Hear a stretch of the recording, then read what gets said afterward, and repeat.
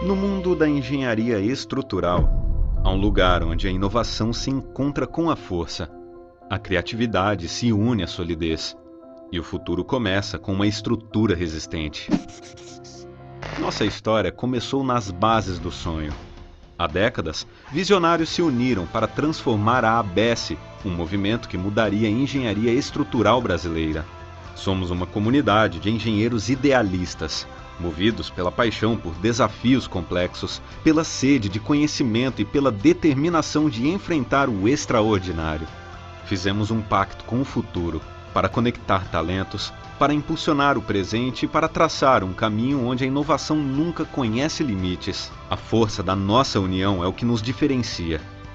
É o compartilhamento de conhecimento, a colaboração e a paixão que nos tornam incomparáveis. Aqui, acreditamos que cada projeto de estrutura é uma peça vital, uma sustentação para os sonhos, as inovações e as conquistas. Nossos membros desfrutam de benefícios concretos, desde conhecimento de ponta até oportunidades de desenvolvimento que iluminam o caminho.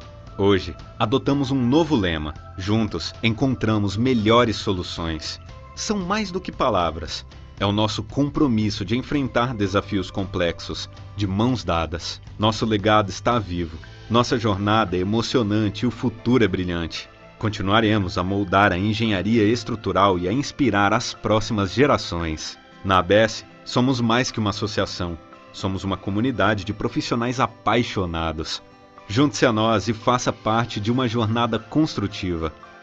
Juntos, encontramos melhores soluções.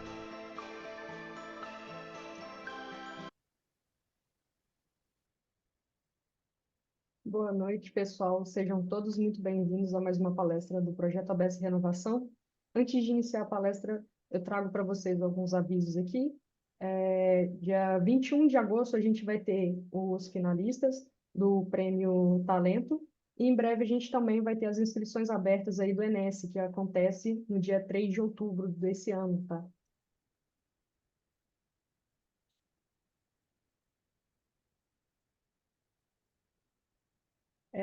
Uma breve introdução da ABS Renovação para aqueles que ainda não conhecem o projeto é que a ABS Renovação ela foi criada em 2023. Ela nasceu com a missão de construir o ABS do futuro.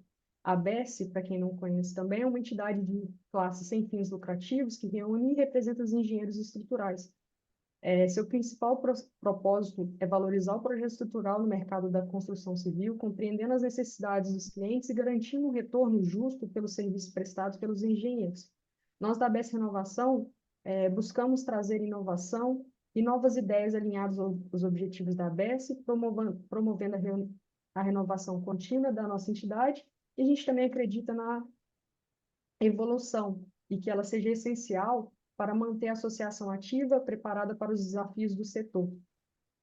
Além dos pontos levantados anteriormente, a gente também enfatiza a importância do networking, da troca de experiência entre jovens profissionais e engenheiros mais experientes. Essa interação ela faz com que a gente fortalece, né, a formação de novos membros, enriquece a comunidade da engenharia estrutural e une conhecimento consolidado a novas perspectivas, impulsionando, inovando, promovendo o crescimento da profissão. Hoje, o grupo da ABS Renovação, ela tem basicamente esse modelo. Temos hoje no conselho a Fernanda, a Patrícia como presidente, tem eu na parte de palestra, juntamente com a Mariana e o Leonardo. Tem a Mairá na parte de eventos, juntamente com Carlos, Ludmila, Luana, Rebeca, que fazem a parte de eventos. Na parte de marketing, nós temos a Rosana e a Juliane. Já no administrativo, nós temos a Camila. Dentro das principais atividades hoje da ABS Renovação, a gente pode destacar os concursos estudantis. Hoje, em parceria com universidades e empresas do setor, a gente promove e apoia concursos acadêmicos com foco em engenharia de estruturas. Nosso objetivo é estimular a criatividade, inovação e o pensamento crítico dos estudantes, aproximando do mercado de trabalho e a prática profissional. Parte de palestras e mini-cursos. Palestras vocês já conhecem um pouco do nosso trabalho, mas nós realizamos eventos educacionais voltados a estudantes e profissionais da área. A gente aborda temas atuais, como novas tecnologias, normas técnicas, entre vários temas que a gente vem trazendo aí. Essas atividades, elas proporcionam, né, a atualização contínua e ampliação do conhecimento técnico e fortalece também a questão de conhecimento dos novos estudantes, novos participantes. A gente também enfatiza a questão do networking e integração profissional, que é essa parte de conectar os jovens com os engenheiros mais experientes, o desenvolvimento profissional e a inovação da engenharia de estruturas, né? As nossas palestras hoje, a gente emite certificado, principalmente para os alunos que precisam de horas complementares. Alguns pontos que eu trago aqui para vocês de atenção na hora da inscrição no Simpla, tomar cuidado com o nome que vocês colocam lá, porque esse nome que vai ficar no certificado, nós não conseguimos ajustar, e a gente faz um double check e faz o check-in de quem participou do evento.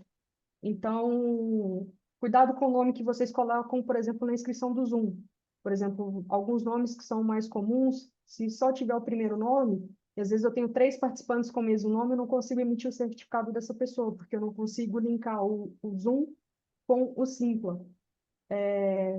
A gente tenta, em média, mandar esses certificados com até 30 dias, e a gente pede que o participante tenha, por exemplo, permanência no evento de no mínimo 70%. Trago aqui para vocês, para conhecer um pouco mais sobre as nossas ações.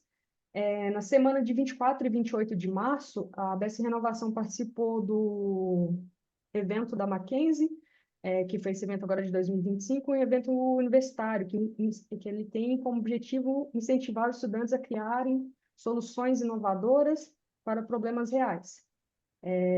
Nesse ano, o desafio proposto foi com o tema Você no Controle, o desafio de garantir a estabilidade de uma ponte, realizado em parceria com a empresa Âncora, que ela é especializada em elementos de fixação para a construção civil.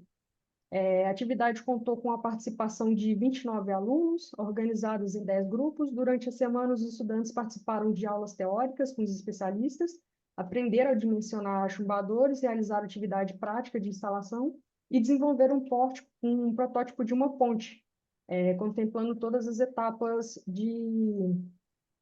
desde a fundação até a superestrutura. Aqui tem algumas fotos do evento, aqui tem a ponte que vocês podem ver, e esse desafio final, ele constituiu no uso do software Ábaco desenvolvido pela Âncora, para uma nova atividade de dimensionamento, né? O encerramento do evento, o pessoal do evento esteve presente na cerimônia, e aqui é o pessoal no evento, e para a parte de premiação dos estudantes. Se eu não me engano, o primeiro lugar recebeu um tablet para cada membro da equipe, e o segundo lugar recebeu uma trena a laser para cada membro também. Agora que vocês já nos conhecem, caso queiram participar conosco, deixo aqui o nosso contato.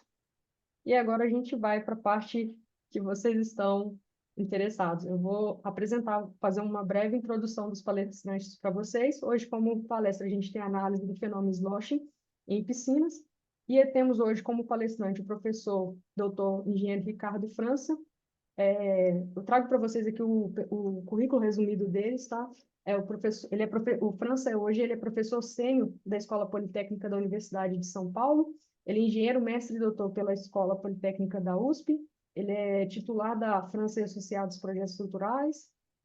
Ele recebeu em 2001 do Ibracon o prêmio Emílio Baumgarten, como destaque do ano na engenharia estrutural. Recebeu 3 vezes o prêmio Talento Abesse Gerdau categoria Edificações. Em 2006, com o projeto de edifício Tower, edifício E-Tower. Em 2018, com o projeto do São Paulo Corporation Towers. E em 2021, com o projeto de 2 torres do Parque Cidade. Recebeu em 2007 o Ibracon, o prêmio do Epaminondas do Amaral, como destaque de engenharia no campo de projeto e construção de concreto em alto desempenho. Ele é titular da cátedra Construindo o Amanhã, do convênio USP-ACELO, membro do Conselho da ABS, membro do ACI, da SEB, PIB, e a BSE e Ibracon. Ele é autor de vários projetos de edifícios altos e de grande porte da cidade de São Paulo, foi membro da comissão de coordenação dos trabalhos de revisão da nova NB1, NBR 611803, Norma Brasileira de Projetos Futuros de Concreto, E agora eu trago uma apresentação do Petros, que também está aqui com a gente hoje, participando dessa palestra. Ele é engenheiro mestre e doutor, com engenharia de estruturas, professor titular da UFRN. Em relações às suas pesquisas, ele se concentra principalmente na linha de mecânica e dinâmica das estruturas e das estruturas de concreto. Participou ativamente de diversas comissões de estudos de normas técnicas, como a 6118, 15200, 15421, NBR 8681, dentre outros. É projetista de estruturas de concreto, de estruturas especialmente de concreto. Ele não colocou no currículo aqui, mas ele também é um membro da renovação, ele é o nosso conselheiro, ele age ativamente aqui conosco. O Petros tem sido de grande ajuda para a gente. Então, muito obrigado a presença de vocês dois aqui hoje, tá? A partir desse momento, eu passo a palavra para vocês dois e, desde já, eu já agradeço a oportunidade de vocês, a oportunidade que vocês estão nos dando de ter essa palestra. O artigo de vocês ficou muito bom. O Petro já me deu uma palhinha da apresentação. Muito obrigado, tá, pessoal?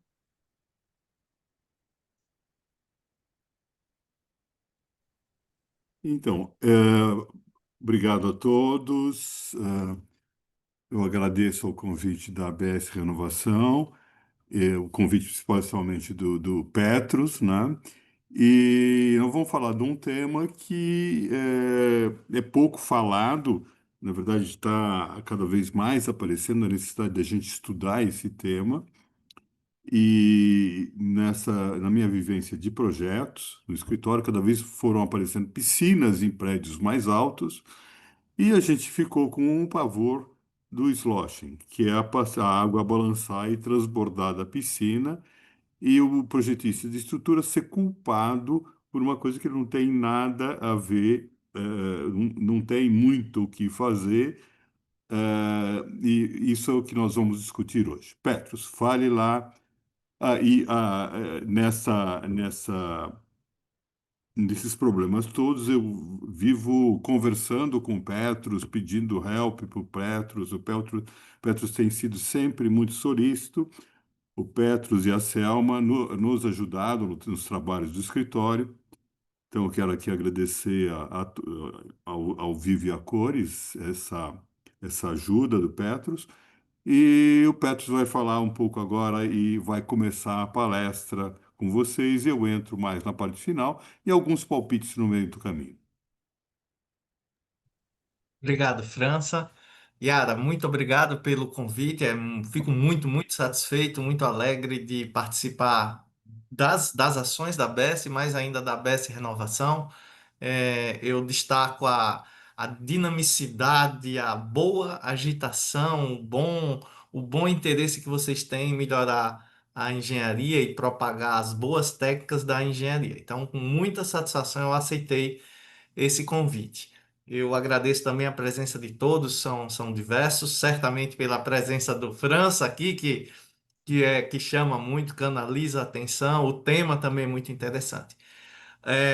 Iniciarei a apresentação. Antes, eu só comento que o convite da Yara partiu do pequeno artigo que fizemos eu, França e a Selma, na revista Estrutura, na última, que está disponível lá, que é esse número aqui, 16, a edição 16.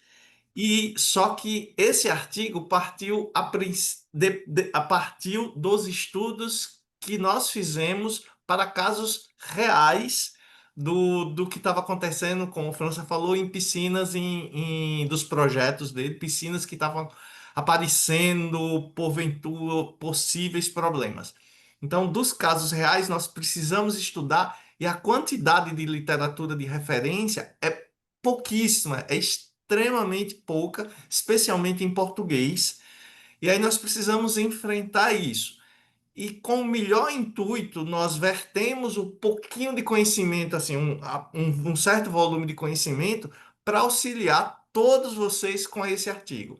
Então, é um artigo assim que relembra, inclusive, as revistas estruturas antigas, que eram os engenheiros mais experientes, os mais antigos, sabem que eles esperavam ansiosos pelas revistas. Os novos talvez nem conheçam, mas é uma revista que começou em 57, 1957, terminou em 86.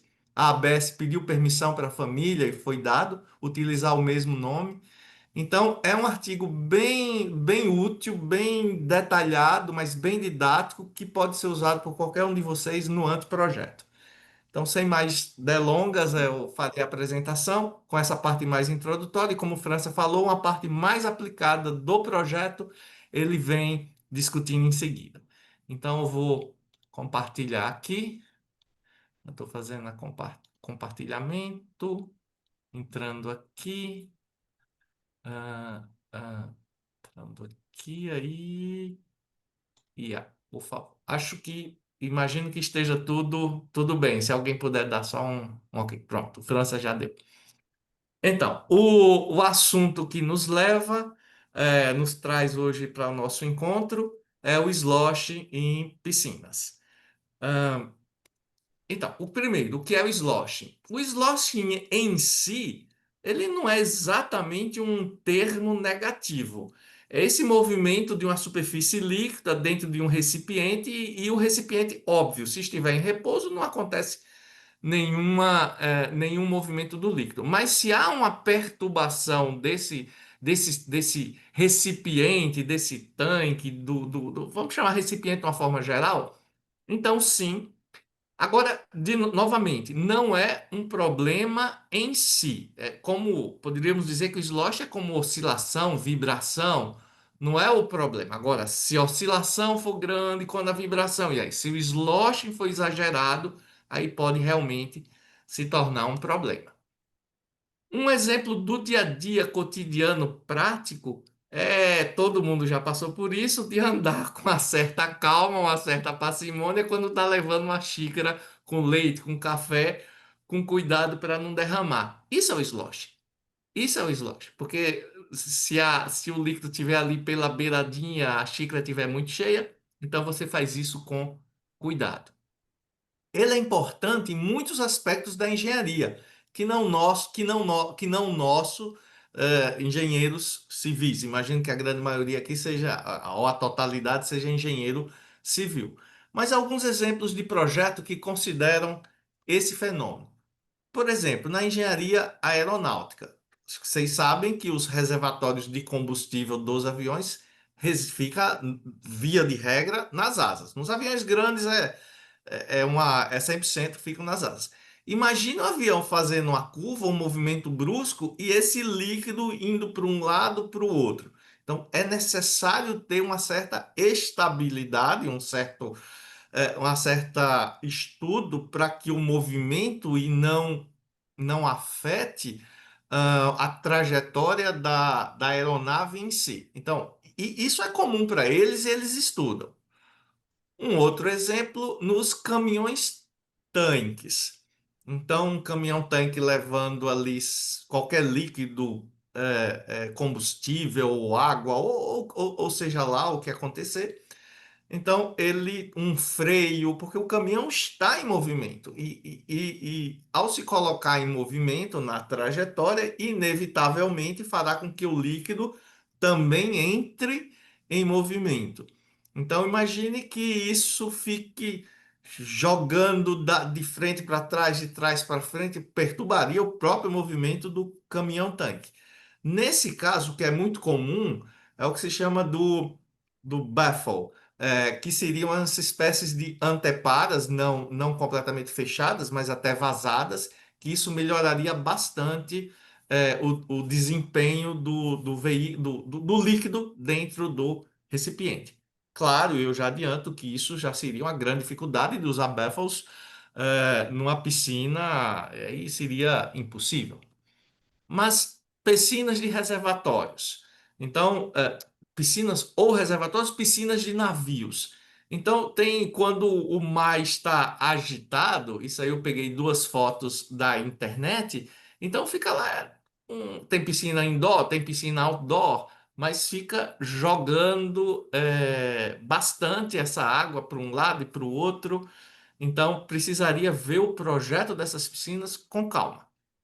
Mas nós somos civis. não passamos por esse problema da aeronave, do caminhão, isso é coisa para os engenheiros aeronáuticos, espaciais, em satélite, mecânicos, engenheiros navais, quando tem lá o petroleiro carregando o líquido numa maré agitada. Nós somos civis. Porém, o que que acontece? O mercado imobiliário alterou o lançamento dos novas edificações residenciais e eles falam como se fosse assim, puxa, nós perdemos tanto tempo e agora que percebemos que poderíamos ter levado as áreas de lazer, não ficar apenas no chão, no nível do solo, mas levar para a cobertura, porque você tem mais privacidade, tem uma outra alternativa. Então, hoje, atualmente, se você perceber, os prédios, e eu sei que vocês têm conhecimento disso, cada vez mais alto, e agora, para complicar, com as áreas de lazer na cobertura que antes era utilizada para colocar os boilers, aquecedores, placa solar, era aquela coisa toda fechada, sem acesso aos moradores, sem acesso a ninguém, acesso apenas para manutenção. E não é a realidade. Então, hoje, uma área de lazer tem. Estou mostrando aqui uma reportagem da internet do Veja. A área de lazer valoriza em até 20% um prédio residencial. E uma outra aqui é do. Eu não lembro bem. Da Folha. Essa é da Folha de São Paulo, também dizendo que valoriza em 20% um metro quadrado residencial. Olha só que ovo de Colombo, né? Que descobriu. Então, você leva a área de lazer para cobertura e isso tem uma sobrevalorização do seu imóvel fantástica. Além do que, sejamos honestos, é interessante, é bonito, acesso ao sol o tempo todo lá na. Você tem privacidade, ninguém te olha, ninguém da região. De fato, é interessante. Então, os últimos empreendimentos, se você perceber, é com piscina, é com jacuzzi, é com aquelas raias de natação, que são raias verdadeiramente longas, um pouco relativamente estreitas, porque não precisa ser muito longo, mas raias longas, às vezes de 20, 25 metros de extensão e muita, uma mudança radical em relação ao que era praticado. E aí eu também, França, agradeço publicamente a confiança que você, primeiro o convite que você fez para interagirmos em alguns aspectos do seu escritório, sempre aprendo com França muito, e aí essa parceria do Slosh foi muito interessante porque nós dialogamos bastante, porque assim, em cima de problemas reais que o escritório estava enfrentando. Então, obrigado também pela confiança e por essa parceria que a gente tem desenvolvido ao longo aí dos últimos meses, dos últimos anos. É certo que para a engenharia civil, a piscina sofre esloche, a gente já sabe disso, mas via de regra, em ambientes com excitação sísmica. E aí ninguém reclama, porque quando você tem um grande sismo, uma ação excepcional que promove impõe algo que é de vez em quando, quer dizer, tem a recorrência, evidentemente, mas não é aquela ação que se repete frequentemente. Então, aqui tem duas imagens, essa da esquerda, a primeira aqui, a da esquerda aqui em cima, é um nível do solo em nível do solo, a piscina e derramando. E essa de cima, não sei se vocês, é um terremoto, um sismo recente que aconteceu na Tailândia, e é uma piscina lá na cobertura e derramou água. Aí tem imagens, vídeos do pessoal de fora, ah, filmando a piscina derramando um monte de água. Mas, de novo, com excitação sísmica, até de certa forma, se entende, se compreende e até se aceita isso. Algo fortuito, excepcional. Não é o ideal, mas de alguma maneira se aceita isso. Mas agora nós temos um problema um pouco diferente. O edifício, a oscilação, entre aspas, mais frequente do edifício, a oscilação mais frequente, devido ao vento, que promove que promove este sloshing, quer dizer, esse derramar da água. Não passo aqui para não ferir, mas até você consegue encontrar em edificações altas do Brasil, em algumas regiões do Brasil, as pessoas com medo derramando uma piscina que é dentro do ambiente, indoor, dentro lá da sala, da área lá de lazer interna, a outra piscina do pavimento também, mas por fora, que não tem cobertura, e você encontra facilmente essas piscinas se derramando. Claro que isso normalmente acontece em dias de vento mais forte. Isso acontece quando está uma oscilação maior da estrutura. Mas aquilo que era absolutamente excepcional não é. Até porque não existia. E como França bem colocou, isso é problema, inclusive, nosso? Ou nós, inclusive, devemos, como é que nós trataríamos a estrutura, mesmo a nível de anteprojeto, para prever se um possível problema pode acontecer? Aí está em azul, ainda pior quando a forma da piscina facilita tal efeito, que nós abordaremos em seguida. Porque em função da largura, comprimento, altura da lâmina d'água, a piscina, ela, com a perturbação, que neste caso é a perturbação da vibração do pavimento, então a piscina pode maximizar ou minimizar, em função das suas dimensões e forma, este efeito. Então, é isso que nós precisamos, como engenheiro de estruturas, já ter uma ideia do que acontece e saber dialogar com as pessoas adequadas. E é isso que, inclusive, que o artigo, que nós damos mais ou menos um caminho para ajudar qualquer engenheiro que, em nível de anteprojeto, consiga perceber essa luz amarela de atenção, uma luz vermelha de perigo, de pare, perigo no sentido de que pode o problema acontecer. Então, aqui eu tenho a estrutura, tenho a piscina, e aí a oscilação pode chegar, porque os dois estão em movimento. A estrutura está em movimento e a piscina está em movimento. Conclusão: é necessário realizar o projeto da piscina de forma criteriosa. Então, criteriosa. E considerando as características dinâmicas de todos os elementos. Que elementos é esse? Principalmente a estrutura e a piscina. Preciso considerar esses dois aspectos. Então, aqui está só uma representação, não é possível, evidentemente, colocar os baffles numa piscina. Aqui eu estou colocando como um recipiente, um tanque de concreto genérico. Mas eu tenho o movimento do edifício, e aí eu tenho as forças iniciais e as forças do líquido, e aí existe uma interferência mútua entre eles que nós precisamos observar. Então, para entender o problema, nós precisamos lembrar que uma estrutura, e aqui eu não farei nenhum resgate, não farei para não me tornar chato, mas nós precisamos lembrar que o edifício, a estrutura do edifício, possui frequências naturais. E essas frequências, cada uma delas está associado a um modo de vibração. Faremos um exemplo ainda hoje. O França discutirá esses exemplos. Então, nós chamaremos essas frequências da estrutura do edifício de F índice ESTR, que é a estrutura, evidentemente.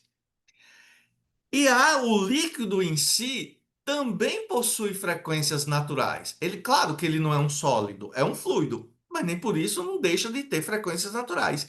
E também tem o fluido, o líquido, os modos de vibração associados a essas frequências naturais. E aí chamaremos de F de frequência, PISC de piscina, evidentemente.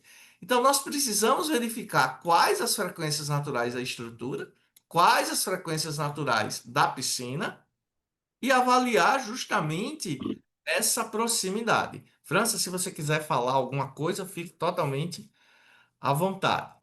Não, ok. Quer que eu pare aqui já? Você começa já a Não, retomar não, aqui? não, pode falar, depois eu comento. Ok. Então, usualmente, aqui eu tenho o edifício, eu coloquei como se fosse um edifício real. Evidentemente, aqui é só o modelo 3D. Ele não é real no sentido de ele já é um modelo aproximado, porque a realidade nunca é completamente, não é possível de ser expressa matematicamente. Aí nós temos o modelo computacional. Normalmente fazemos um modelo de barras, claro que pode não ter as lajes, quer dizer, pode ser o pórtico espacial com as grelhas associadas, ou só o pórtico espacial. E quando nós fazemos a análise modal, o que que significa análise modal? Análise modal é o estudo, a determinação das frequências e dos modos de vibração da estrutura. Fazemos esse estudo das frequências e dos modos. E é natural e recomendável que você observe, eu creio que a maioria sabe, mas de repente alguém que não esteja tão afeito à dinâmica desconhece, mas você ordena do menor para o maior. Então, a menor frequência possível, via de regra, no edifício alto, está associado à primeira flexão na direção menos rígida. Pode ser horizontal ou vertical em planta. Eu digo vertical não, vertical do edifício. Vertical em planta. XY em planta. Via de regra, a segunda é a primeira flexão da outra direção. Essa flexão que é o que nós chamamos, podemos chamar em inglês de sway, que é o balanço em flexão. Terceiro modo pode ser o modo de torção. É claro que essa torção pode ser o segundo modo, pode ser, a depender, daí precisaria verificar verdadeiramente, porque só relembrando, uma frasezinha bem simples, as frequências naturais dependem basicamente de dois aspectos: as rigidezes dos elementos, ou a rigidez da estrutura como um todo, e a distribuição de massa. Então você tem essas três, normalmente são essas três: o sway numa direção menos rígida, o sway na direção mais rígida, a torção, e aí vem a segunda flexão aqui na direção menos rígida, e por aí vai. Por aí vai, e você começa já a não considerar, por isso que se ordena, porque as frequências as mais altas são deixadas de lado, no sentido de que a energia necessária para mobilizá-las ficaria tão grande que elas já não são mais de interesse útil. Então, nós precisamos fazer a análise modal do edifício, da estrutura do edifício. E aí sim, talvez seja um pouco novidade, é fazer a análise modal do líquido naquele recipiente. Não é do recipiente. Eu não estou nem considerando o recipiente. Não, uma das hipóteses que é simplificadora e é razoável é imaginar que o recipiente seja rígido. O que na piscina, normalmente parede de concreto, isso é tranquilo, atende sim a essa hipótese. Mas quando você faz a análise do líquido, você percebe que existem modos do líquido, modos de vibração antissimétricos e simétricos. O dizer anti ou simétrico é só o perfil da deformação. Então, aqui é um perfil anti e os simétricos são simétricos. Se nós ordenássemos estes, matematicamente, se nós ordenássemos, isso do líquido sempre é. Primeiro modo geral é o primeiro antissimétrico. O segundo modo geral é o primeiro simétrico. O terceiro modo geral é o segundo antissimétrico. O quarto modo geral é o segundo simétrico. Ou seja, esse é o primeiro geral, esse é o segundo geral. Esse é o terceiro geral, esse é o quarto geral. Esse é o quinto geral, esse é o sexto geral. Mas, para facilitar, o que mais interessa são os antissimétricos, que têm relação com o deslocamento horizontal da estrutura. Até porque aqui é quando acontece a mudança do centro de massa do líquido. E aí pode derramar mais. Os simétricos é quando acontece mais os deslocamentos verticais. Então, a sequência ordenada e crescente dessas frequências naturais do líquido, ela se alterna entre os antissimétricos e os simétricos. E os mais importantes são os antissimétricos. Então, nós temos os modos de vibração da estrutura, nós temos os modos de vibração do líquido, desprezando o recipiente, o que é perfeitamente aceitável, e nós precisamos fazer a comparação dessas frequências da estrutura com as frequências do líquido. Que é isso que o França fará a partir de agora. Porque qual é o grande alerta? Qual é o grande? Então, importante analisar essas relações das frequências da estrutura com a frequência da piscina. Qual é o grande problema? Quando essas frequências se aproximam, o que nós chamamos, evidentemente, a maioria, creio, se não todos conhecem, que é o fenômeno da ressonância, ou ressonância, ou quase ressonância.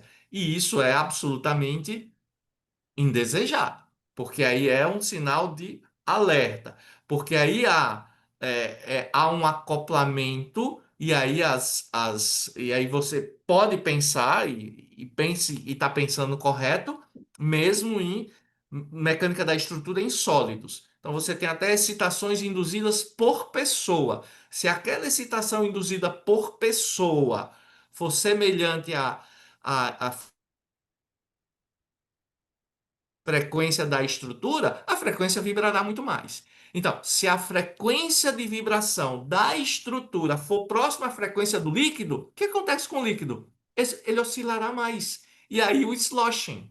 E aí ele deslocará mais os movimentos, os modos dele antissimétricos, porque a estrutura está vibrando, a estrutura está oscilando com uma frequência próxima do líquido, e aí excita o líquido muito mais. Pensando na analogia, as pessoas estão excitando uma ponte, um pavimento, uma laje, com a frequência natural da estrutura. Ela se desloca muito mais, em amplitude, a magnitude é muito mais relevante, cresce, o fator de amplificação cresce.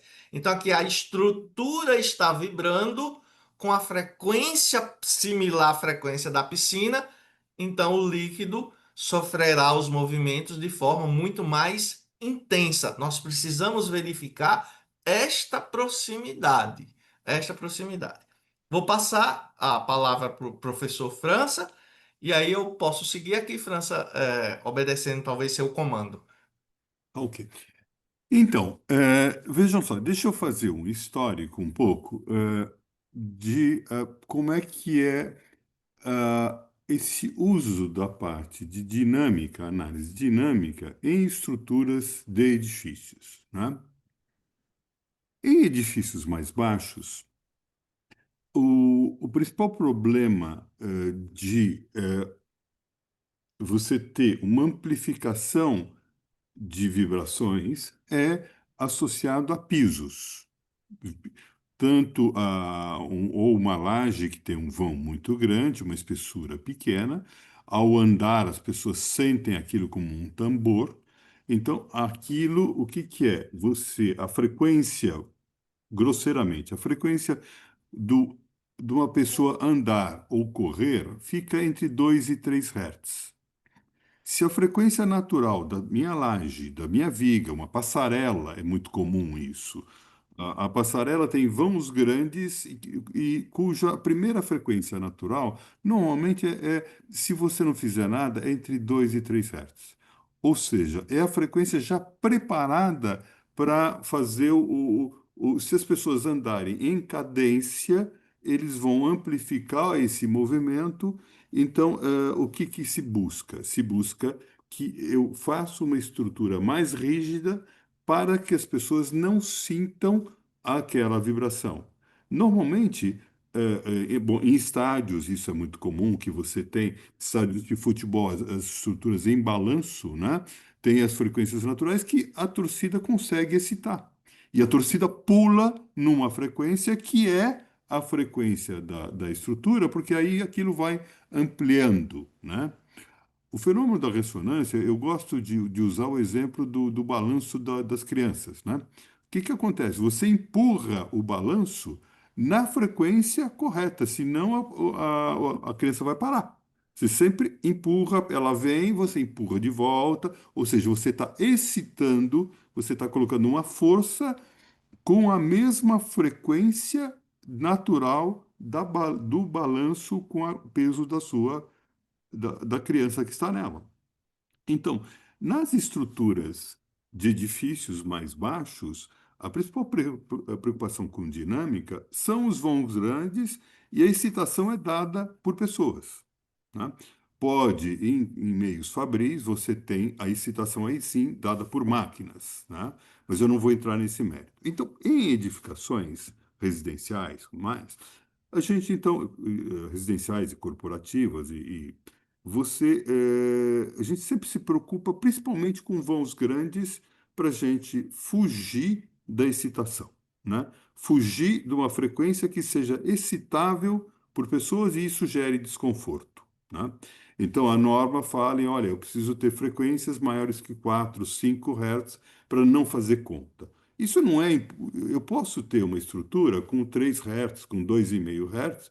Aí o que eu preciso fazer é uma análise mais sofisticada imaginando o que é um trem tipo de pessoas andando numa certa frequência, qual é a resposta da estrutura e saber se aquilo está dentro de limites onde o usuário sente conforto.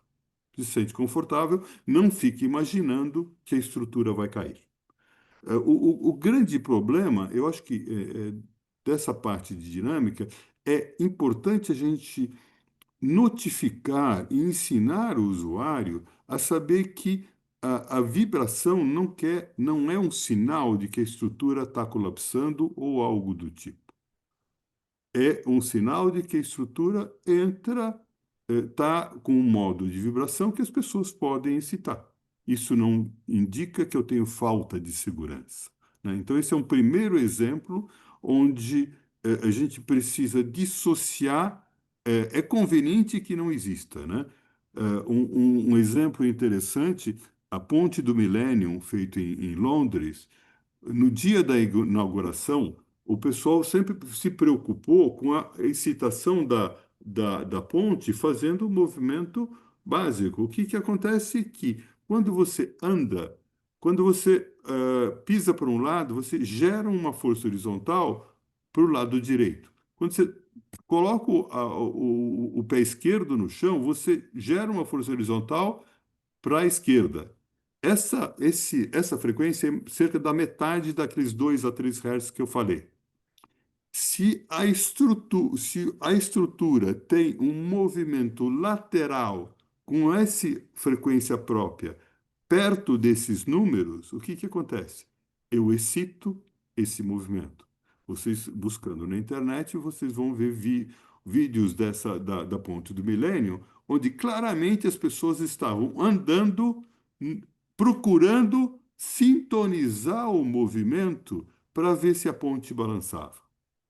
Essa ponte foi parar, ela foi interditada, e não é porque tinha algum perigo de ruptura, e foram colocados dampers, foram colocados amortecedores nela para amortecer esta vibração. Então, aí é já a ideia, então, em passarelas, isso é muito comum. Eu usar dampers. Em pontes, isso também é comum. A ponte Rio-Niterói tem damper porque tinha um problema de ressonância. O que é? Então, essa ressonância é quando a ação ou do carro ou do veículo tem uma frequência própria, tem um movimento perto das frequências próprias da nossa estrutura. E aí esse movimento se amplifica, os esforços se amplificam. Bom, mas quando a gente vai para prédios mais altos, a preocupação nossa, enquanto para os engenheiros de estruturas, é começar a olhar para as frequências próprias da estrutura pensando no vento. O que que o vento pode causar para a minha estrutura? Para as estruturas normais, prédios de até 100, 120, 130 metros, normalmente a, as frequências próprias e a estrutura que eu projeto para suportar o vento não gera grandes amplificações, a análise dinâmica. O vento também, eu gosto de imaginar o vento como uma série de mini-ventos, cada um com uma frequência natural, tá? Então, o vento tem um espectro de potência onde você tem como se ele é constituído com várias rajadas e essas rajadas varrem um range de, sei lá, começa a ficar crítico quando a tua estrutura tem frequências naturais abaixo de 1 Hz, tá? A gente está num um exemplo aqui com 0,21, que é uma estrutura com uma frequência própria já baixa, abaixo de 0,30 a primeira frequência para a estrutura, são números já mais baixos que a gente precisa começar a olhar com cuidado, né? Então, por exemplo, essa estrutura aqui é uma estrutura de comportamento bom, porque ela tem um primeiro modo, vocês estão vendo, ela se movimenta para a esquerda e para a direita, só, né? No modo, na direção da menor rigidez, né? Depois, o segundo modo, 0292, é na direção de maior rigidez para essa estrutura, né? E o terceiro modo é um modo de torção. As coisas começam a complicar quando o primeiro ou o segundo modo é modo de torção. Isso é uma coisa que a gente tenta evitar ao máximo possível, né? Bom, então, normalmente, para prédios mais altos, a gente faz uma análise da estrutura, vê as frequências próprias, eh, o TQS e outros programas fornecem para a estrutura que você lançou essas frequências. E aí, qual é a preocupação? Para a gente ter uma análise de o que que eu preciso no caso de vento, eu preciso de duas coisas. Eu preciso saber se para um vento, por um período de retorno de 1 ano ou 10 anos, eu não tenho acelerações nos andares mais altos ocupados acima de 15 miligês, 20 miligês, conforme o tipo de uso. Para residencial, eu quero que fique numa faixa abaixo de 15 a 18 miligês. Miligês é a aceleração da gravidade dividido por 1000. Para edifícios comerciais, eu quero que isso fique entre, no máximo, 20 a 25 miligês. Agora, o problema é que o vento é muito complexo. Essas abordagens analíticas normais não são possíveis. Eu preciso de uma análise do túnel de vento para ter o carregamento que eu tenho no meu edifício, no tempo. E esse carregamento, ele representa essas várias rajadas, essas várias frequências que vão se mudando conforme a direção, conforme as obstruções que eu tenho no entorno do edifício. E o problema é se eu tiver aceleração para do, que é um problema de conforto maior que esses limites assumidos, né? Esses limites são limites normalmente associados a um desconforto das pessoas, mas que não indicam de maneira nenhuma insegurança da estrutura.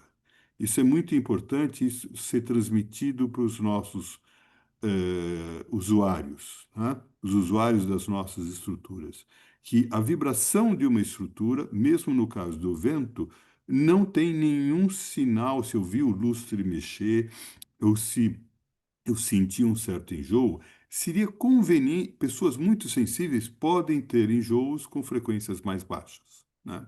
Esses números são números ainda, esses limites são limites ainda em evolução, em pesquisa no mundo todo, tá? Bom, e existe uma outra preocupação do ponto de vista do vento, que é,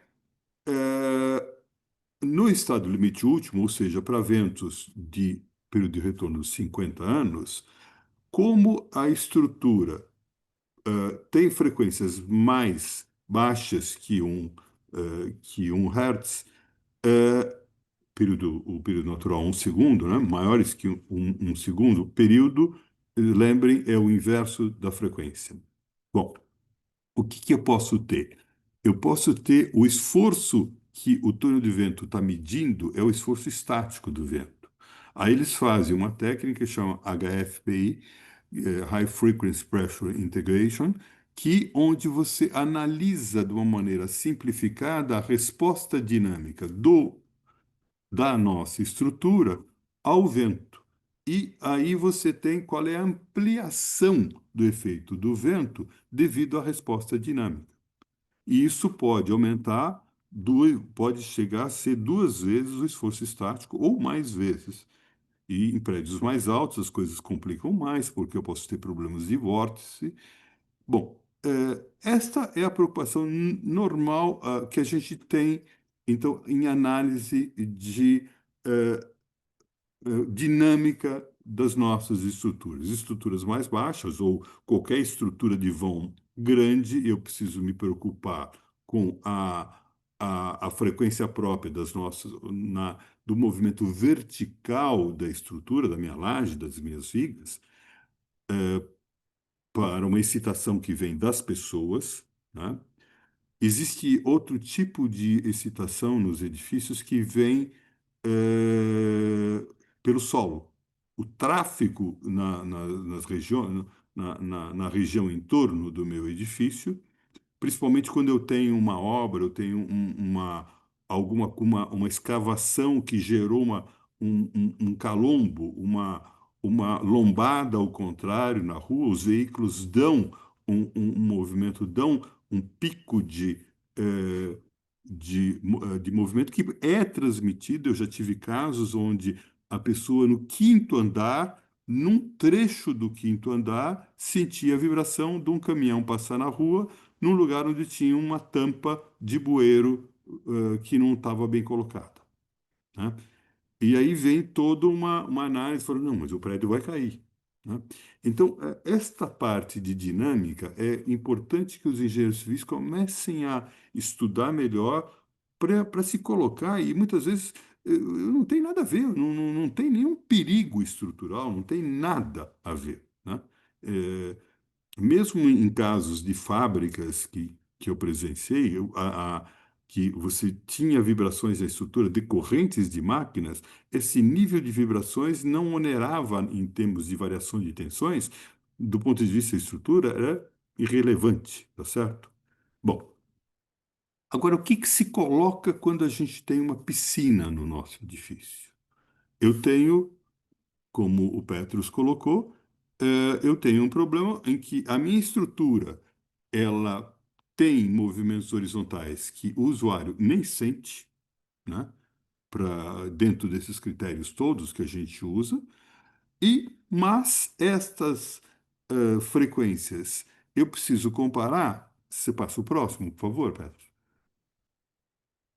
Eu, eu preciso comparar com os modos de vibração da piscina que vai ser feita, né? Então, imagine uma piscina com 9 metros de comprimento, 3,20 metros de largura, 1,30 metro de altura d'água.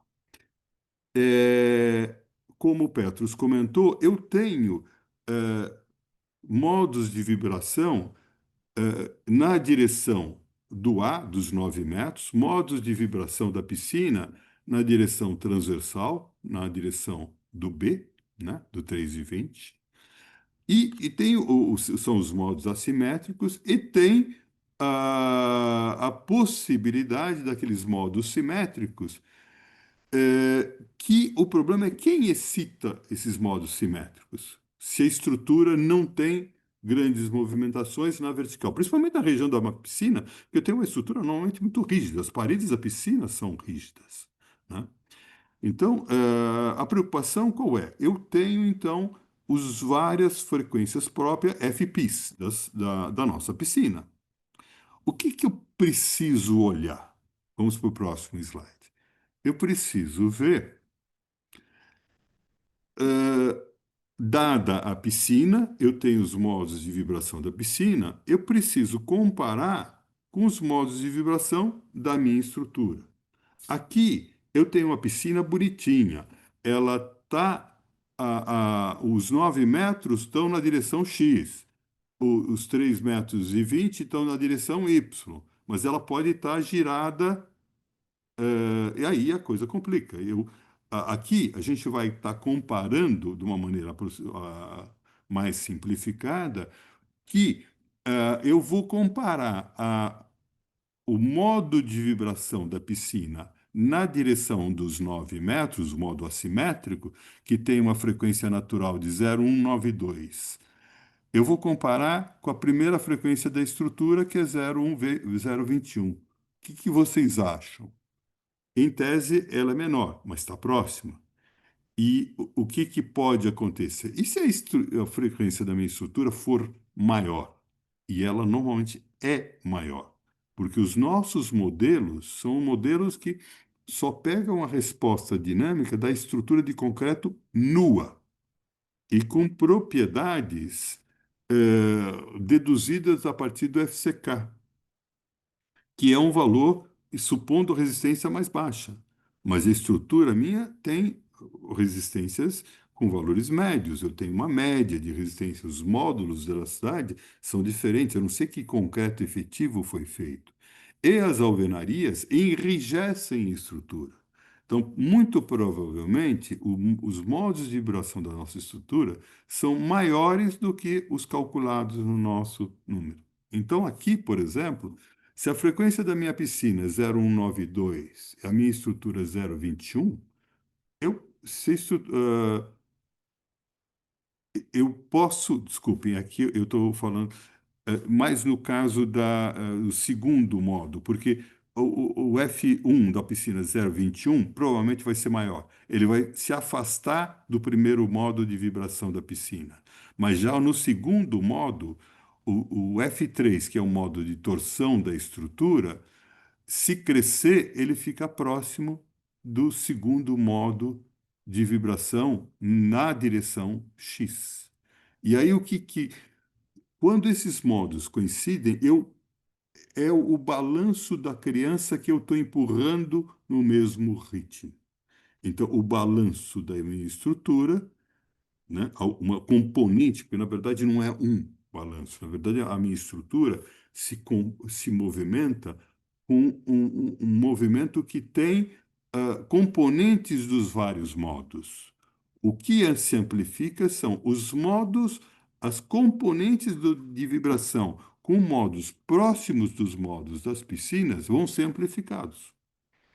E quanto maior for esta energia que eu tenho nessas direções, eu vou ter um movimento da água maior e aí eu vou poder ter o sloshing, tá certo? Então, a gente saber a frequência da nossa estrutura, saber a frequência das piscinas, me dá um primeiro alerta. Eu preciso saber, olha, eu estou com um problema próximo ou não estou? Olha, vejo na direção transversal. O primeiro modo da direção transversal é 0,457 e o da estrutura é 411. O modo da minha estrutura pode ser maior que isso, que eu comentei, o modo do meu edifício. Então, eu posso ter.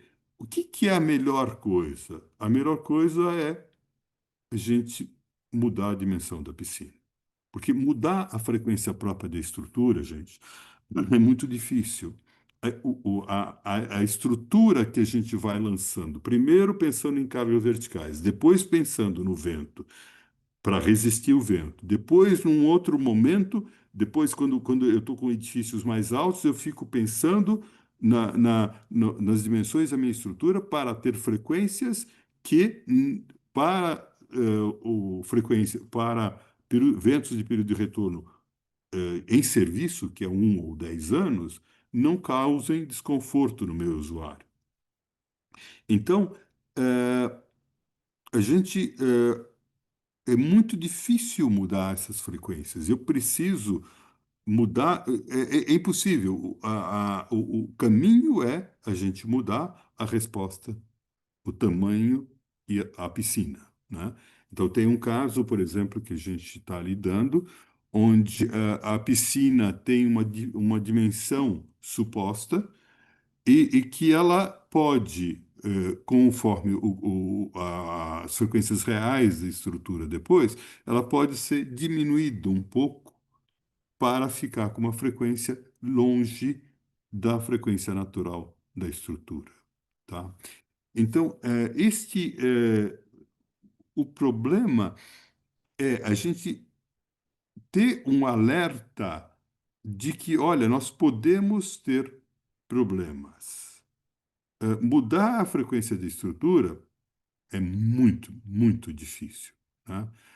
O que eu posso é mudar a forma e as dimensões da piscina, tá? Isto, como nós vamos colocar para vocês no final, a finalidade desse artigo é levantar um alerta para a gente poder averiguar antes, mas a ideia é que se contratem consultores que façam análise do sloshing baseado em experiências maiores, de como é que são ampliados esses movimentos, que nível de sloshing eu vou ter, né? Então, existem nós temos um consultor reconhecido aqui no Brasil, que é o engenheiro Stolovas, e temos alguns túneis de vento que fazem, além de fazer o túnel de vento, também fazem uma análise do sloshing, né? Os números, tanto do Stolovas como dos túneis de vento que a gente já fez, já pediu consultoria para o sloshing, são números que as frequências próprias das piscinas batem com essas frequências do artigo nosso, que o Petros e a Selma criaram essa formulação, pegaram da literatura essa formulação toda, batem os números esperados e que são os números usados. O problema é como nós vamos fazer, como nós vamos fugir da possibilidade do sloshing, né?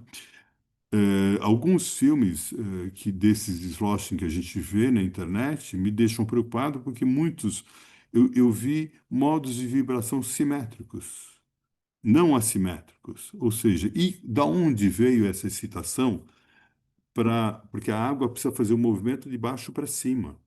Quem é que está gerando essa excitação? É um vento porque a piscina é descoberta? O que é? Então, na verdade, a gente tem coisas a aprender e surpresas no meio do caminho, né?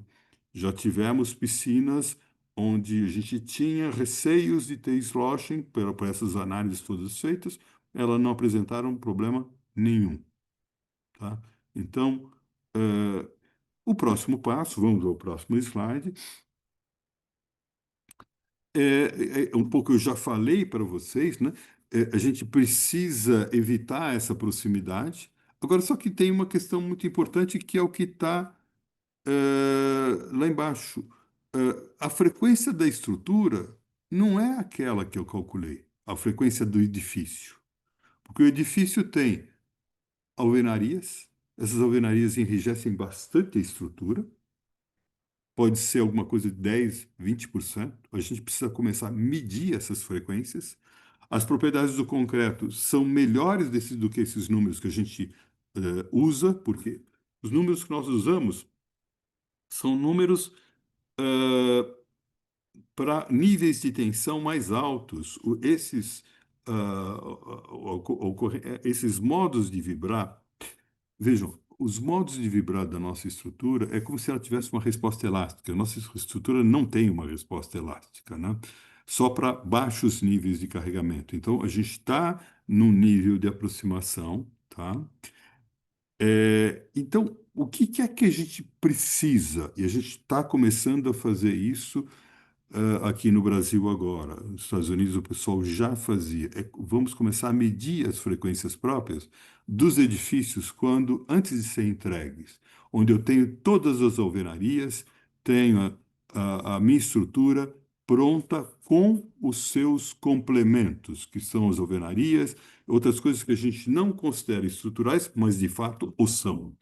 Elas funcionam junto com a nossa estrutura, né?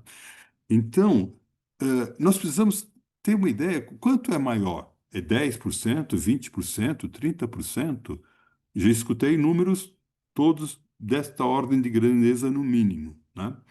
Então, nós esses valores de frequência das piscinas que tem no artigo da revista Estrutura são números que a gente batem com as análises feitas por os consultores, mas o que a gente precisa saber com mais precisão são as nossas frequências reais, né? Porque a gente está navegando numa coisa onde a gente desconhece, a gente sabe que pode ter problema, e vejam, a ampliação, vejam, a gente pode ter uma estrutura que a gente verificou o conforto para o vento de 1 ou 10 anos. Por que eu falo 1 ou 10 anos? Porque existe um critério da ISO, que é o adotado pela norma brasileira, que pega o vento de período de retorno de 1 ano. E o Council of Tall Buildings, que é uma organização que congrega os projetistas de edifícios altos no mundo, usa valores limites associados ao período de retorno de 10 anos. Tá? Normalmente, quando a estrutura passa no outro critério. Não tem muita discrepância. A gente normalmente acaba se verificando nos dois períodos de retorno, para 1 ano e para 10 anos. Isso é comum. O túnel de vento, quando faz essa análise de acelerações no topo, no edifício no ponto mais alto do nosso edifício, eles já fazem esta avaliação para 1 ano e para 10 anos e comparam com os limites ou da ISO, que hoje também é norma brasileira, ou do Council of Tall Buildings. Então, o problema a gente pode antever que existe a possibilidade ou não do problema. Existem piscinas em que claramente a gente está longe, se essas frequências próprias das piscinas forem valores bem maiores que as 3 primeiras nossas, a gente certamente não vai ter problema. Isso a gente precisa melhorar a nossa análise, porque é diferente se eu tenho uma piscina no topo do edifício ou mais lá embaixo. O nível de energia lá em cima, o nível de oscilação é muito maior e eu posso ter um slosh maior. A frequência do movimento, a frequência dos primeiros modos, são frequências onde todos os andares vão para a mesma direção, mas os andares mais baixos têm uma possibilidade de sloshing menor. Isso ainda não tem nessa análise que nós estamos mostrando na revista, né? Mas tem um caminho onde a gente começa a abrir os olhos para ver quais são problemas que a gente pode ter, né? Vamos próximo. Então, essa pergunta eu já fiz, tá pensando, aqui a gente colocou a piscina lá em cima, né? Em tese, a gente até pode fazer um modelo conjunto, né? Aliás, eu vou falar um pouco mais disso, o uso do sloshing para o bem. Aqui o sloshing é do mal, né? Porque ele vai chacoalhar a piscina, o usuário vai ficar assustado, né? Eh, mas existem a possibilidade de eu usar os nossos reservatórios e a água para diminuir essas acelerações de movimento que eu vou mostrar daqui a pouco para vocês. O próximo, acho que é. Aí, para quem gosta de matemática, o artigo mostra toda a formulação que a Selma e o Petrus desenvolveram com todo o cuidado, né, e compararam com a literatura. Eh, na revista Estrutura, que é o próximo slide, vocês têm essa formulação toda, né? E eu gostaria, para finalizar, mostrar um vídeo que apareceu há poucos dias atrás. Eh, você quer? Eu vou pegar. Petrus, Oi, Eu pu- você quer que eu Isso. tente colocar aqui ou quer que pare o Coloca compartilhamento? no 8h47. 8h47. Ok. Aqui, 8h47. Este rapaz aqui, ele tem Still kind of a é um complex youtuber. device. Ele chama Practical Engineering. Então, Certo. ele analisa de uma maneira muito assim didática vários problemas de engenharia, desde problemas de solos, de barragens, de várias situações. Eu gosto bastante porque ele é bastante didático e eu acho que uma parte da formação do engenheiro precisa ser a gente aguçar a intuição. E problemas bem formulados, principalmente os com movimento, a gente vai aguçando, falando, como é que é o fenômeno, né? O que está acontecendo, né? Então, vocês viram nos slides da apresentação que o Petrus preparou, o caminhãozinho com o líquido balançando, a gente fala, ah, isso aí que é o sloshing e tal, a gente fica com o sentimento do que está acontecendo, né? Bom, então, eu esqueci o nome do, do, do rapaz. Ele, então, está falando sobre o uso do sloshing em, já que eu tenho que ter um tanque, um reservatório em cima, não um reservatório de água. O reservatório de água eu não posso usar para isso que eu vou falar, porque eu posso ter, pode ser esvaziado. Mas o reservatório de incêndio é um reservatório que eu não posso esvaziar, porque ele é uma coisa que eu tenho que ter pronta para uma situação de incêndio. Então, o que que acontece? Num edifício alto, ah, o que que a partir de um certo ponto, eu enrijecer a estrutura para diminuir acelerações no topo, fica muito caro. É mais barato a gente colocar um amortecedor na cobertura. Esses amortecedores normalmente são massas enormes ou dispositivos mecânicos que respondem em contraponto com a estrutura. Só que esses dispositivos são mais delicados porque eu dependo de energia para estarem funcionando, né? Eu, eu- o que vocês vão ver aqui é o sloshing do bem. Então, ele vai mostrar aqui o dispara aí, Posso? Petrus. Eu espero que. Eu não sei se o som sairá também. Eu espero que sim. Aí vejamos. With intricate shapes and a custom orifice between the two columns, so we can get even simpler. This is my model tuned sloshing damper, and it's about as simple as a damper can get. I put a weight inside the empty tank to make a fair comparison, and we can put it side by side with water Esse in the seria o tank. edifício See how it sem works. líquido. As you can Agora, do see, lado, o sloshing edifício dampers com dissipate líquido. energy by.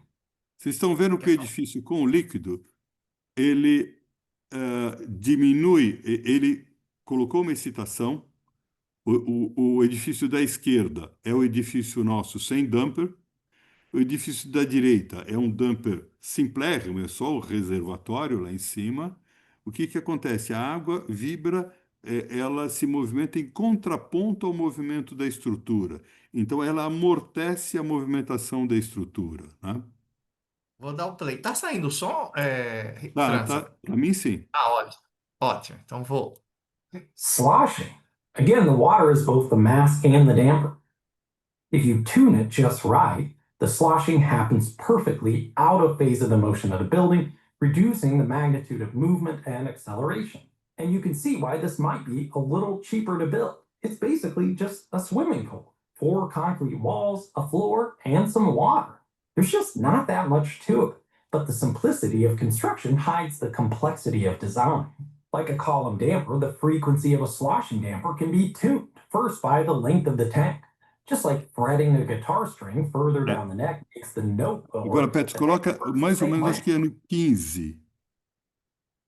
Não, não, mais para frente, mais um pouquinho, mais para aqui. Perto, entre esses dois, isso, pode ser esse. Tá vendo? Aí é um damper já mais sofisticado, onde você tem duas colunas nos extremos e você coloca um baffle no meio para sintonizar esse damper, existem alguns edifícios que o damper é feito com uma forma análoga a esta, né? Foi para rodar. Swaying it smaller, the damper isn't doing a lot to curb it. You can imagine if I constantly adjusted the size of the orifice, I could get better performance over a broader range of unwanted motion. You can do this electronically by having sensors feed into a control system that adjusts a valve position in real time. Active systems and just the flexibility to tune a damper in general also help deal with changes over time. If a building's use changes, if new skyscrapers nearby change the wind conditions, Acho or que if tá it bom. gets retrofits that change its natural frequency, the damping system can easily accommodate those changes. In the end, a lot of Posso Acho que posso tá deixar bom. mais? Ah, não, tá bom. Então, olha, eu convido a todos a entrar nesse YouTube, que é o Practical Engineering, que a gente pode mandar depois para vocês esse endereço desse vídeo. É bastante interessante porque você percebe que esse fenômeno, no caso de uma piscina, se eu não tomar cuidado, eu vou ter uma coisa que vai assustar os usuários, né? Quer dizer, o problema e a gente não tem todo o conhecimento e toda a coisa, o que fazer, porque mudar a frequência da estrutura, como eu falei, é muito difícil. O que a gente tem é que mudar o tamanho da piscina. Agora, mudar para quando? Outra, a gente precisa ter mais dados de quais são as frequências reais da estrutura em relação às frequências nossas, que a gente consegue avaliar dos modelos aproximados que nós fizemos, tá? Então, aí está um pouco o panorama, né? E essa vamos, a importância da gente colocar para os nossos usuários que tanto a ponte vibrando. Aliás, o outro exemplo que eu sempre dou de viadutos é: você está parado num carro, de uma pista do viaduto, e do outro lado os carros estão andando, você sente a ponte subir e descer. Você sente o viaduto subir e descer. Ninguém mais fica preocupado porque viu que aquilo não tem nada a ver com a segurança da estrutura.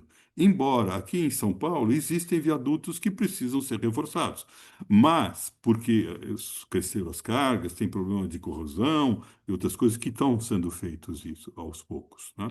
Mas esta vibração não é um problema. E mesma coisa o sloshing. Mas eu preciso então ter o quê? Eu preciso eh, ter mais engenharia, eu preciso ter mais pesquisas, eu preciso saber quais são as nossas frequências naturais, preciso saber qual é a diferença de uma piscina no 20º pavimento e de uma piscina no 10º pavimento. A mesma piscina na mesma estrutura. O que acontece? A piscina é enviesada, a excitação, torção sempre é um problema que pode excitar os dois modos. Quando a torção for um modo mais baixo, é mais perigoso. Isso depende da minha estrutura. É sempre conveniente evitar-se que fazer um prédio onde o primeiro modo seja torção. Outro comentário. Muitas vezes os modos são combinados, não existe um modo puro. X, modo Y, modo giro. O modo X já tem uma torção, modo Y tem outra torção, e o modo torção é torção mesmo só. Mas muitas vezes o modo sway, o modo de deslocamento, não é, ele é misturado, ele amplia mais para um lado, ele anda e torce, né? Então, aí a análise do sloshing já fica mais complicado, porque eu precisaria comparar com as três frequências da estrutura, né? Essas frequências da piscina que o Petros mostrou para vocês. Eu, por mim, eu acho que é o que a gente queria falar. Eu gostaria, se tivermos perguntas, eu e o Petros estaremos à disposição de vocês.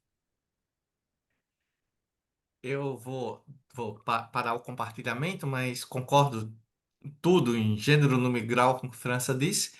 E como ele mesmo apontou dois aspectos, né? Aliás, ele apontou talvez uns três: as piscinas não no topo, mas no meio do ambiente, a questão das frequências reais da estrutura construída com alvenaria, etc, etc, que são diferentes do modelo. Então, são aspectos que nós precisamos avançar. Eu só queria frisar, então, que esse artiguinho, ele não abrange todas as nuances do problema. Então, é uma partida no nível de anteprojeto, justamente para vocês se situarem, mas eu acho que é já uma boa ajuda naquele espírito até da revista Estrutura Antiga.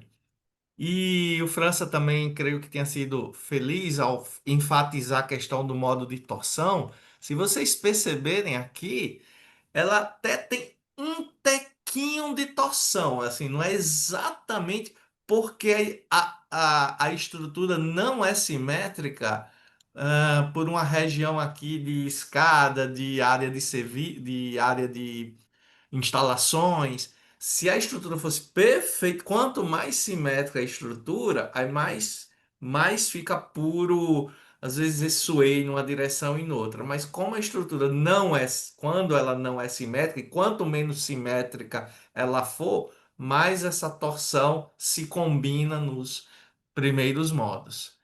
Então é muito importante essa questão de torção, porque excita numa direção ou noutra. Pararei a compartilhamento. Aí, Yara, eu não fiquei. Acho que parou a gravação. Ah, não, tá gravando. Tá gravando sim. Então, Yara, eu não acompanhei aqui se tinha algum comentário no chat, no chat. Ficamos aqui à disposição. Eu, França, para qualquer pergunta. Eu deixei disponível para o pessoal aí o link da revista, tá? Para quem tiver interesse. O artigo está muito bom. Antes da palestra, eu até conversei com o Petros e elogiei, porque por mais que seja um tema que, para a gente que não tem muito contato com a análise dinâmica, ele foi abordado de uma forma muito didática. Ele trouxe esses exemplos para a gente durante a palestra, com essas animações, mas no próprio artigo, quando você lê ali, você já fica super. Assim, ficou muito bom. A Selma está aí também, né? Eu agradecê-la também, que ela também foi uma dos autores. Tanto o França, o Petros, a Selma que está aí. Selma, se você quiser dar um oizinho para o pessoal aí, fique à vontade. Se você quiser complementar também com algo, fique à vontade, tá? Muito obrigado pela presença aí. Obrigado pelo artigo que vocês construíram aí. Eu estava deixando o Petros quase louco, né, para o lançamento desse artigo que eu queria ler. O Iberê, ele mandou o link aí de um vídeo, acredito que seja, eu não abri o link aqui, mas acredito que seja do material que vocês estavam apresentando aí, do Isso canal do mesmo, YouTube. Yara. Correto, né? Obrigado, viu, É Iberê? o vídeo que estava sendo apresentado. Muito obrigado. A Bárbara mandou uma mensagem aqui, eu vou estar lendo para vocês, tá? Boa noite, pessoal. A preocupação em fazer a análise desse fenômeno seria somente para edifícios altos ou em uma casa com subsolo térreo e superior, tendo piscina no último andar. Também é interessante verificar? Olha, para mim, isso depende da qualidade da estrutura de uma casa. Como eu disse, essa preocupação, pelo menos no meu horizonte, enquanto Of the move projetista de is estrutura, drag surgiu com related edifícios mais velocity altos. squared. And even the E- frequency of the damper eu is não constant. acredito It can change. que a não ser que uma casa que não foi veja, uma casa eu preciso calcular o vento, assim como um galpão. Se essa casa foi calculada o vento, ela tem rigidez boa nas duas direções. O grande problema é quando eu calculo como se fazia antigamente, onde eu imaginava cada piso como uma grelha e não colocava esforços horizontais, né? Então, em estruturas mais baixas, o problema para mim é você não ter a estrutura bem projetada para esforços horizontais. Por exemplo, por que existe o problema da inclinação acidental na norma? Exatamente para pegar estruturas mais baixas, onde eu preciso considerar o desaprumo, porque não é o vento que excita tanto essa estrutura, mas um desaprumo, eu preciso ter uma boa rigidez da estrutura para ela ter um bom comportamento. Agora, normalmente, essas estruturas têm frequências próprias acima de 1 Hz. Então, não acredito que vá ter problema, mas eu faria umas contas, pelo menos para ter uma ideia. Hoje, no TQS, você tem as frequências próprias de qualquer estrutura que você lance, porque tudo a gente hoje trabalha em 3D, e a gente pode ter uma ideia do se temos ou não problema, tá?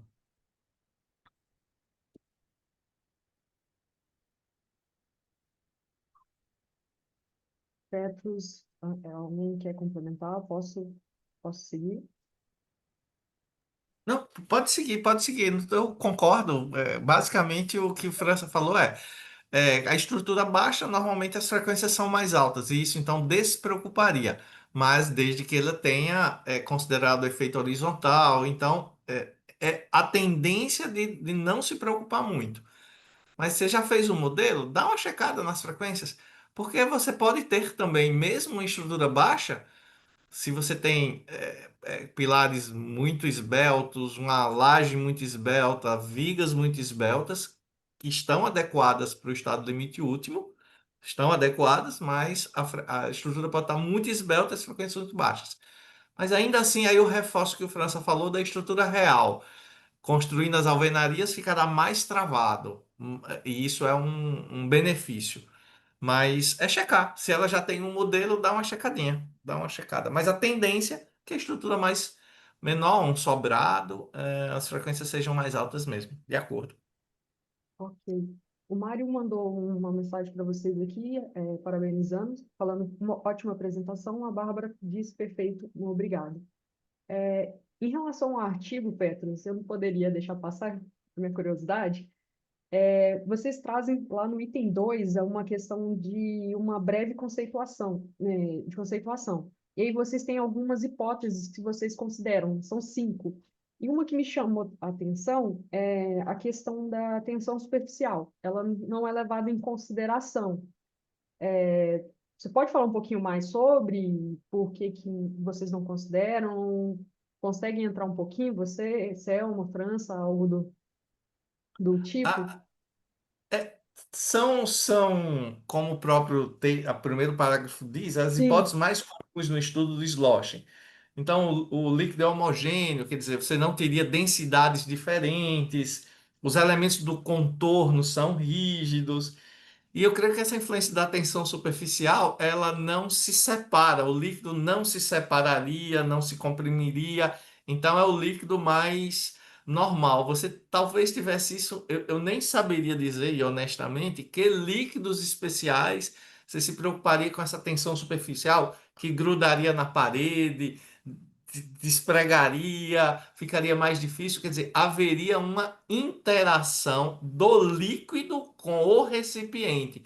No caso do Entendi. slosh clássico, é o líquido que ele fica, entre aspas, totalmente solto do recipiente, sendo homogêneo, uniforme, mesma densidade, que para os casos das piscinas, que é o nosso foco, as hipóteses são bem essas Só ok, mesmo. só ok. Então, entendi.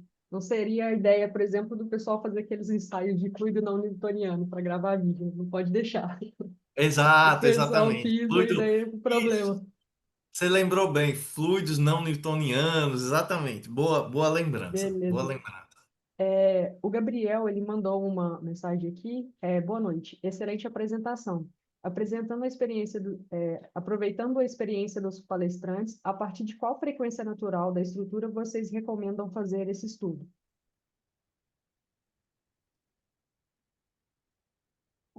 Olha, normalmente se fala para vento, estruturas abaixo de um Hertz, você verificar. Na minha experiência pessoal, a gente começa a se preocupar quando essas frequências, para o problema de conforto, são abaixo de 0,30 Hz, a primeira frequência. Agora, para piscinas, é um mundo muito novo. A gente já teve várias piscinas analisadas, mas as coisas são, às vezes, qual é o caminho? São díspares, as análises que nós recebemos foram díspares. Eu reafirmo aquilo que está no último slide. Eu acho importante ser contratado um consultor que agregue experiência nesse fenômeno, assim como essa outra questão de a gente começar a medir nossas frequências, porque aí a gente tira um pouco da nossa ignorância. Mas eu falaria que certamente estruturas com mais de 1 Hz, com frequências próprias maiores, não vamos ter problemas. Não tínhamos nenhuma sinalização de problemas, e a gente já fez muitos projetos antes de ter piscinas em andares mais altos. Nunca tivemos nenhuma coisa desse tipo. E foi a partir dos vídeos que começaram a aparecer no YouTube que falaram, olha, a gente precisa olhar o fenômeno, as piscinas começaram a aparecer, e aí é que nós entramos nessa, para afinar essa análise. Tá bom? Ok, Isso é o que eu encontrei na internet sobre. E aí que nós Essa, entramos nessa afinar essa análise. a gente recebeu uma mensagem da Thaís aqui. Boa noite, excelente palestra. Gostaria de saber se, no caso de uma piscina suspensa apoiada sobre 3 pórticos metálicos de 3,5 metros de altura, seria o caso de se preocupar com as frequências? O trecho com água tem 2 por 3 por 12 metros com 1,4 de altura. Acredito que essa pergunta aqui ela vai de encontro ao que vocês estão falando, né? Da análise completa que a gente tem que fazer da estrutura, né? Da verificação. Sim, eu verificaria. Principalmente uma estrutura metálica, uma estrutura, né? A estrutura Entramos metálica num desconhecimento. A estrutura metálica tende a ser mais esbelta, e o fato então dela ser mais esbelta, as frequências menores. Então, dá uma acho que é fácil, Thaís, você conseguir a frequência natural e por aquela expressãozinha que a gente não. Você pode recuperar o trabalho e ver lá a 2,3 a piscina, né? 2,3 por 12 metros, 1,4 de altura. É bem facilzinho, bem fácil mesmo de você calcular os valores das frequências. Queria provocar o França, até para ele expor um lado, uma experiência dele, que é a questão do conforto, essa preocupação de que nós temos agora, estamos investindo em captar, coletar a assinatura modal da estrutura, que é as frequências reais, porque no conforto, vou pedir para ele explanar, se você erra e erra por menos, você está a favor da segurança. Mas no sloshing, nem sempre. Então, esse é um ponto onde as coisas se É, separam. eu concordo com o que o Petro está falando, é isso. Quer dizer, se eu calculei a frequência própria da minha estrutura, deu 0,18 Hz e passou o conforto, eu sei que se ela for 0,20 Hz, a real, 0,22, eu vou ter um conforto melhor. Então, não me preocupa saber as frequências. Me preocuparia do ponto de vista, talvez, de a gente conseguir afinar mais a estrutura, a gente conseguir diminuir dimensões, mas não que isso possa ter problema. Mas na piscina, sim. Eu estou com imagine a minha estrutura é 0,21 Hz, a piscina é 0,25 Hz, só que a frequência real chega no próximo 0,25, aí eu vou ter o slosh. Então, aí é um problema. Você foge de uma e cai na outra, você se encontra na outra. Então, e precisa refinar isso. É essa a disposição lá do escritório do França e tudo mais, de fazer agora uma coleta de análises experimentais para nós termos, inclusive, uma ideia que é no Brasil. Existem algumas referências americanas que mais ou menos indicam fórmulas empíricas, só que o sistema estrutural deles, às vezes, é muito diferente do nosso. Então, não dá para pegar a expressão deles ali direto e usar. Pessoal, o Antônio mandou uma dúvida aqui. Eu vou encerrar com essa última pergunta para não estender muito o tempo de vocês.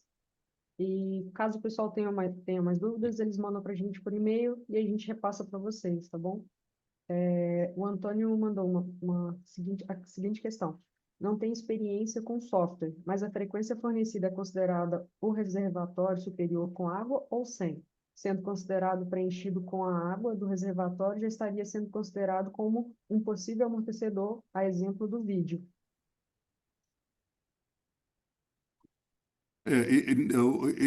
Veja só, ele não, essa água não é discretizada enquanto um elemento, ela é só massa. Então, ela entra no cálculo enquanto massa, como qualquer outra massa, mas é uma massa inerte. Não entra num modelo como o que é aparecido no vídeo, onde a água ali tem uma vida própria, ela se desloca inicialmente na direção oposta onde está se deslocando a estrutura. Existe o sloshing ali, é isso? Não, nenhum programa que eu saiba faz isso. Você precisa montar um modelinho num programa mais sofisticado, onde você monta um sistema massa-mola separado para a água para poder simular esse tipo de coisa. A gente volta na questão das 5 hipóteses que vocês utilizam lá no artigo, né? Que é basicamente isso que vocês estão falando aí. Pessoal, De acordo, de acordo.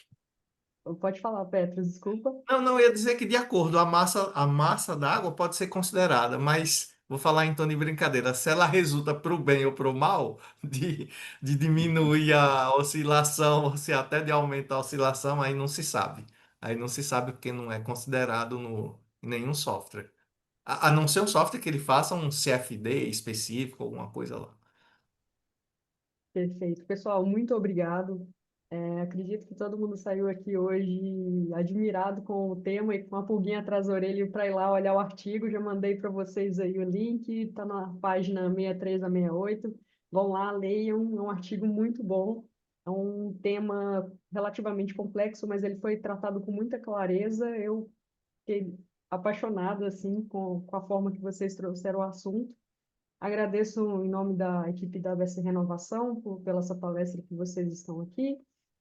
Obrigada a todos os participantes que estão aqui hoje. Espero vocês na próxima, tá? Petros, França, Selma, muito obrigado por esse conteúdo incrível que vocês trouxeram para a gente. Obrigado a vocês. Obrigado, Yara. Obrigado a você em especial, a turma da renovação e a todos que estiveram presentes. Agradeço o privilégio de tê-los Até mais, pessoal. Tchau, tchau. aqui Boa noite a acompanhando. todos. Tchau, boa noite. Obrigado.